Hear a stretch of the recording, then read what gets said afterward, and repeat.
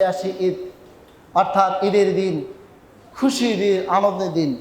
কিন্তু আমরা সেই ঈদটা আমরা কি করি, সারা মাসটা রোজা থেকে আমরা যা গুনাহ না করি, কিন্তু ঈদের দিনে আমরা সেই ঈদের যা আদবগুলো রয়েছে এগুলো আমরা নষ্ট করে ফেলি। যাকাতুল ফিতর হচ্ছে প্রতিটি মুসলমান ইমানদারদের জন্য, যারা মুসলমান এবং যাদের ঘরে 52.5 তোলা রূপা সম পরিমাণ সম্পদ রয়েছে। আল্লাহ রাব্বুল আলামিন তাদের জন্যই এই যাকাতুল ফিতর ওয়াজিব করে দিয়েছেন। আর এই যাকাতুল ফিতর হচ্ছে ঈদগাহে যাওয়ার পূর্বেই প্রতিটি মুসলমান ইমানদারদেরকে অবশ্যই আদায় করতে হবে।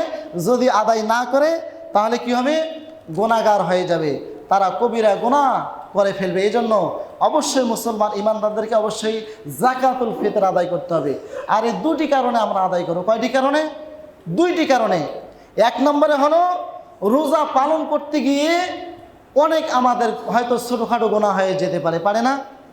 হাতের গুনাহ, পায়ের গুনাহ, চোখের গুনাহ, অন্তরের গুনাহ, অসংখ্য গুনাহ হয়ে যেতে পারে। এই জন্য এই গুনাহগুলো যেন আল্লাহ তাআলা রব্বুল আলামিন এই যাকাতুল ফিতরের মাধ্যমে আমাদেরকে মাফ করে দেয়, রোজাটা যেন সংশোধন হয়ে যায়, পরিপূর্ণতা যেন পায়, এই জন্য আমরা যাকাতুল ফিতর আদায় করব। আর একটি দ্বিতীয় নাম্বার কারণ হলো, সেটি হলো যা সমাজের সমষ্টির সাথে সম্পৃক্ত। অর্থাৎ বিশেষ করে আমাদের সমাজে যে সকল গরিব, মিসকিন, অভাবগ্রস্ত মানুষ রয়েছে, দিন দুঃখী মানুষ, খেটে খাওয়া মানুষ, অনেক মানুষ, এই যাকাতুল ফিতর এজন্য দেব যাতে আমাদের ঈদের আনন্দটা ওই সমস্ত গরিব মিসকিনদের সাথে এই ভালোবাসা, ঈদের খুশিটা যেন তাদেরকে নিয়ে যেন আমরা পালিত করতে পারি, উদযাপন করতে পারি। এই জন্য আমরা কি করব, যাকাতুল ফিতর ঈদগাহে যাওয়ার পূর্বেই আমরা তাদের হাতে আমরা পৌঁছাই দেব। জোরে বলেন সুবহানাল্লাহ। আল্লাহ তাআলা আমাদের পৌঁছে দেওয়ার তৌফিক দান করুক। আমরা সকলে বলি আল্লাহুম্মা আমিন। এরপরে আসুন, রমজান মাস, 1 মাস সিয়াম করার পরে আসে ঈদ, অর্থাৎ ঈদের দিন, খুশির দিন, আনন্দের দিন। কিন্তু আমরা সেই ঈদটা আমরা কি করি, সারা মাসটা রোজা থেকে আমরা যা গুনাহ না করি, কিন্তু ঈদের দিনে আমরা সেই ঈদের যা আদবগুলো রয়েছে এগুলো আমরা নষ্ট করে ফেলি, করি না? এই জন্য বিশেষ করে আমি আপনাদের সামনে সংক্ষিপ্তভাবে 13 আপনাদের সামনে পেশ করব। 1 নম্বর আমল, 1 নম্বরে আমরা চাঁদ দেখব। যেখানে হাদিসের মধ্যে এসেছে চাঁদ দেখা হলো কি সুন্নাহ, আর এই নতুন চাঁদকে বলা হয় হিলালুন। আল্লাহ তাআলা পবিত্র কোরআনুল কারীমে বলেছেন, ওমা উহিল্লা বিহি লিগাইরিল্লাহ। অর্থাৎ আমরা চাঁদ, কিন্তু বড়ই দুঃখের বিষয়, আমরা রমাদান মাসে আমরা চাঁদ দেখি কোথায় জানেন? রমাদান মাসে ঈদের চাঁদ দেখে আমরা ফেসবুকে, যখনই আমরা ফেসবুকে আমরা হাতে নিয়ে, মোবাইল হাতে নিয়ে আমরা দেখি যে কে কোন স্কিলিং স্ট্যাটাস দিল, আমরা এগুলো দেখি। কিন্তু এটি বড়ই দুঃখের বিষয়, যেখানে কিতাবের মধ্যে এসেছে আমরা সরাসরি চাঁদ দেখব। আর এই চাঁদ দেখার ব্যাপারে মুসলমান ইমানদারদের পক্ষ থেকে কমপক্ষে আকাশ যদি মেঘলা থাকে, তাহলে 2 জন ইমানদার মুসলমান সাক্ষী দিবে যে না আমরা চাঁদ দেখেছি। আর যদি আকাশ পরিষ্কার থাকে তাহলে তা হাজার হাজার মানুষ দেখবে, ঠিক না? কিন্তু এমনও হয়েছে আমাদের বাংলাদেশে যে আমরা ঈদের চাঁদ ঘোষণা বা দেখতে দেখতে রাত 11টায় আমরা বাজি ফেলেছি। এমন ঘটনা ঘটে নাই? এটা আমাদের বাংলাদেশে 1 বছর ঘটেছিল। সম্মানিত, এই জন্য আমরা সকলেই চেষ্টা করব ঈদের চাঁদকে দেখার জন্য। সম্মানিত হাজির, এরপরে দ্বিতীয় নম্বর যে আমলটি হলো, সেটি হলো যে ঈদের চাঁদ দেখে আমরা তাকবীর দেব। ঈদের চাঁদ দেখে কি দেব? তাকবীর দেব। আল্লাহ রাব্বুল আলামিন পবিত্র কোরআনুল কারীমে বলেছেন, ওয়ালি তুকমিলুল ইদ্দাতা ওয়ালি তুকাব্বিরুল্লাহা আলা মা হাদাকুম ওয়া লাআল্লাকুম তাশকুরুন। আমরা অবশ্যই আমরা তাকবীর দেব। তাকবীর কিভাবে দেব? আল্লাহু আকবার, আল্লাহু আকবার, আল্লাহু আকবার, লা ইলাহা ইল্লাল্লাহু ওয়াল্লাহু আকবার, আল্লাহু আকবার, ওয়ালিল্লাহিল হামদ। এই আমলটা অবশ্যই আমরা করব ইনশাআল্লাহ। 3 নম্বর আমল, ঈদের দিনে আমরা অবশ্যই ফজরের নামাজ পড়ব। কিসের নামাজ? ফজরের নামাজ। অনেক মানুষ, অসংখ্য মানুষ রয়েছে, আমি দেখেছি যে এমন মানুষ রয়েছে, যখন ইমাম সাহেব ঘোষণা করে যে আপনারা তো ঈদের সালাত আদায় করার জন্য এসেছেন, তার আগে ফজরের নামাজ কে কে আদায় করে না? হাত তুলেন তো দেখি। লজ্জা শরম করলে চলবে না, মিথ্যা কথা বলা চলবে না। তখন অসংখ্য মানুষ দাঁড়িয়ে যায়, হাত তোলে, অনেকে বেইজ্জতি হয়ে যায়, ঠিক না? এই জন্য আমি আপনাদেরকে সাজেস্ট করব যে অবশ্যই আপনারা ফজরের সালাত অবশ্যই জামাতের সাথে আদায় করবেন। ঈদের নামাজ হচ্ছে, ফজরের নামাজ কি নফল না ওয়াজিব? ঈদের নামাজের চেয়ে ফজরের সালাত হলো ফরজ, অবশ্যই এটি আপনাকে আদায় করতেই হবে।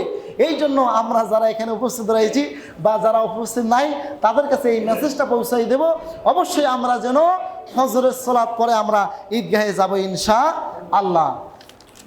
এরপর ৪র্থ নম্বর আমল যে যাকাতুল ফিতর, যা আমি একটু আগে বলে দিয়েছি। অবশ্যই ঈদের নামাজ ঈদগাহে যাওয়ার পূর্বে আমরা ওই সমস্ত হকদারের কাছে আমরা এই যাকাতুল ফিতর আমরা তুলে দেব ইনশাআল্লাহ। ৫ নম্বর হলো মিসওয়াক করা, অবশ্যই মিসওয়াক করে আমরা ঈদের সালাত আদায় করতে যাব। ৬ নম্বরে হলো গোসল করে আমরা ঈদের সালাতে আদায় করার জন্য প্রস্তুতি গ্রহণ করব। ৭ নম্বরে হলো সুন্দর পোশাক পরিধান করা।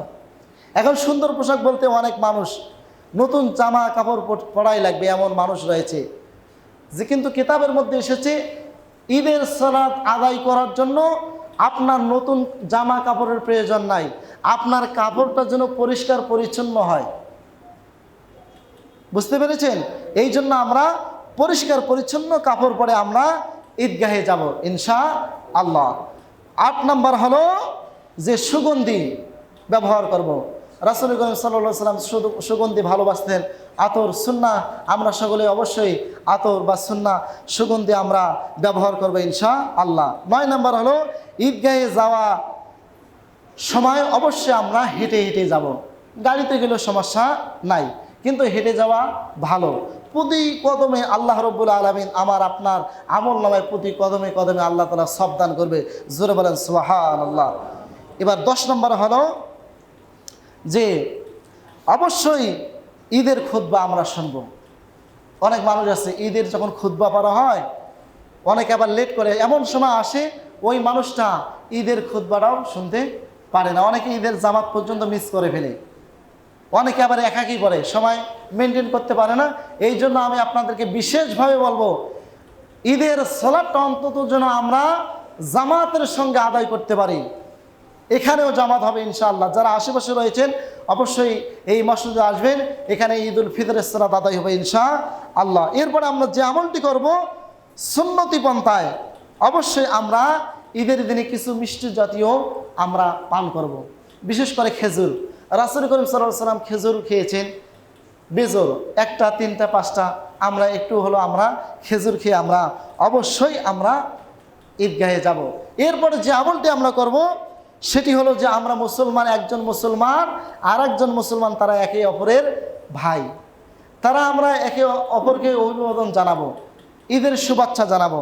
আর সেই শুভেচ্ছার কথা এভাবে এসেছে, আমরা যারা পারি বলবো তাকাব্বালাল্লাহু মিন্না ওয়া মিনকুম, অথবা কেউ যে ঈদ মোবারক বলে সমস্যা নেই। এরপরে আমরা যে আমলটা থেকে দূরে থাকবো সে আমলটা কি জানেন? এই ঈদকে উপভোগ করতে যে, ঈদকে উদযাপন করতে যে, ঈদের খুশি আনন্দ ভোগ করতে যে অনেক মানুষ সারা মাস রোজা থাকার যে কল্যাণ বরকত যে হাসিল করেছিল সেটা একদিনেই নষ্ট করে ফেলে। তারা কি করে? অনেক মানুষের ঘরে গান বাজনা এগুলো বাজে, এমনভাবে বাজানো হয় মানুষের রাতে ঘুম পর্যন্ত হারাম করে দেয়, আছে না? আর ঈদের পরের দিন তো এই যে অবস্থা, নারীদের যে অবস্থা হয়, মা বোনদের যে অবস্থা হয়, আমরা যারা এখানে রয়েছে অন্তত ঈদের আদব রমজানের কে আমরা সম্মানের অর্থে অন্তত আমরা যেন ঈদের আদবগুলো রক্ষা করে চলতে পারি এবং মা বোনদেরকে যেন আমরা হেফাজত করতে পারি, তারা যেন শরীয়ত বিরোধী কোনো কাজের সাথে তারা যেন জড়িত না হয়, আমরা সেভাবে তাদেরকে সাজেস্ট করব। আল্লাহ তাআলা যেন এই আমলগুলো আমাদেরকে করার তৌফিক দান করে, আমরা সকলে বলে আল্লাহুম্মা আমিন।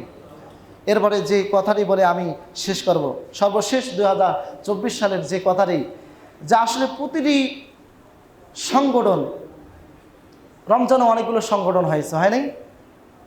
বা রমজানে আমরা অনেক ভালো কাজ করেছি, এটা কি রমজানের মধ্যে সীমাবদ্ধ থাকবে, না রমজানের পরে বাকি 11 মাস আমরা ভালো কাজ করব?